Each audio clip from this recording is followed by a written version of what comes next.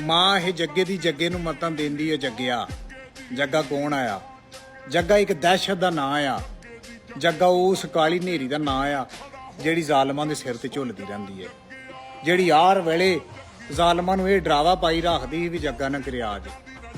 ਜੱਗੇ ਨੇ ਉਸ ਵੇਲੇ ਦੀ ਹਕੂਮਤ ਤੇ ਉਸ ਵੇਲੇ ਦੇ ਬਾਅਦ ਲੋਕਾਂ ਕੋਲ ਮਾਲ ਖੋਹ ਕੇ ਗਰੀਬਾਂ 'ਚ ਵੰਡੇ, ਗਰੀਬ ਦੇ ਮੋਢੇ ਤੇ ਹੱਥ ਰੱਖਿਆ, ਗਰੀਬ ਦੀ ਧੀ ਦੇ ਸਿਰ ਤੇ ਹੱਥ ਰੱਖਿਆ।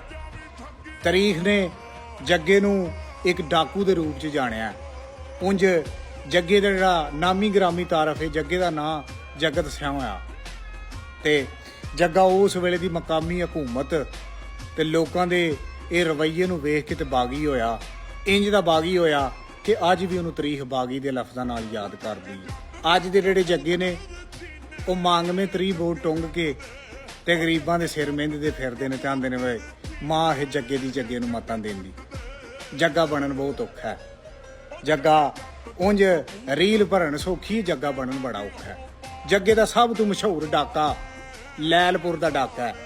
ਅੱਜ ਫੈਸਲਾਬਾਦ ਓ ਬਈ ਉਹ ਇਬਰਾਰ ਉਲ ਹਕ ਦਾ ਗਾਣਾ ਵੀ ਹੈ ਬਈ ਜੱਗੇ ਮਾਰਿਆ ਇਹ ਲੈਲਪੁਰ ਡਾਕਾ ਤੇ ਤਾਰਾਂ ਖੜਕ ਗਈਆਂ ਜੱਗਿਆ, ਹੈਂ ਟੁਰ ਪ੍ਰਦੇਸ਼ ਗਿਆ ਬੂਹਾ ਵੱਜਿਆ। ਜੱਗੇ ਨੂੰ ਇਤਬਾਰ ਨੇ ਮਰਵਾਇਆ। ਜੱਗੇ ਨੂੰ ਜਿਹੜਾ ਕਿ ਮਤਲਬ ਮੂੰਹ ਪਿਆਰੇ ਉਹਨੇ ਮਰਵਾਇਆ।